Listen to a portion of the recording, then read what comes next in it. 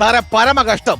ഇവിടെ ന്യൂസ് തുടങ്ങിയപ്പോ പറഞ്ഞ് നമ്മൾ ആരും പാർട്ടിയുടെ അനുഭാവികളല്ലെന്ന്. എന്നിട്ട് ഇപ്പൊ നോക്കുമ്പോ നിങ്ങൾ മൂന്നുപേരും ഓരോ പാർട്ടിയുടെ അനുഭാവികൾ. അല്ല അല്ല നമുക്ക് ഇപ്പൊ ന്യൂസ് ആണല്ലോ മെയിൻ. സാറേ അങ്ങനെയുള്ള എക്സ്ക്ലൂസീവ് ന്യൂസ് ആയിട്ടാണല്ലോ ഞാൻ വന്നിരിക്കുന്നത്.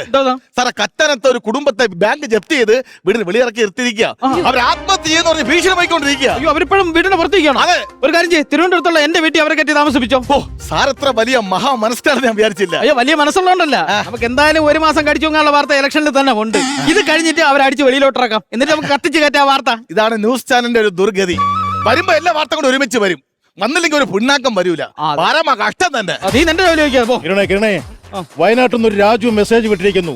നിനക്കൊക്കെ ഈ പണി നിർത്തി വേറെ വല്ല പണിക്കും പോയിക്കൂടെ? അയ്യോ എനിക്കും ഇതുപോലെ ഒരു മെസ്സേജാണ് വന്നിരിക്കുന്നത്. കട്ടപ്പാരടുത്ത് കക്കാൻ പോടാന്ന് എനിക്കും വന്നിട്ടുണ്ട്. കൊച്ചിയിൽ നിന്ന് മാത്യു അയച്ചേക്കുന്ന മെസ്സേജ്, ഈ പണി വിട്ടിട്ട് വല്ല കൂലിപ്പണിക്കും പോയി ജീവിച്ചൂടെ എന്ന്. നിങ്ങൾ എന്തൊക്കെ പറഞ്ഞാലും ഇനിയും പുതിയ പുതിയ വാർത്തകളായി ഞങ്ങൾ നിങ്ങൾക്ക് മുമ്പിൽ എത്തുന്നതാണ്. അതെ, ഒരു പ്രശ്നമില്ലാത്ത കുടുംബത്തിൽ കയറി കുത്തിത്തിരിപ്പുണ്ടാക്കിയ പുതിയ വാർത്തമായി ഞങ്ങൾ വീണ്ടും എത്തും. അതുവരേക്ക് സുഖനിദ്ര. Goodbye. Goodbye. ഞാൻ പറഞ്ഞില്ലടാ എന്റെ പാർട്ടി എന്റെ പാർട്ടി നിങ്ങളല്ല, എന്റെ പാർട്ടി. അയ്യോ ചെമ്പരത്തി.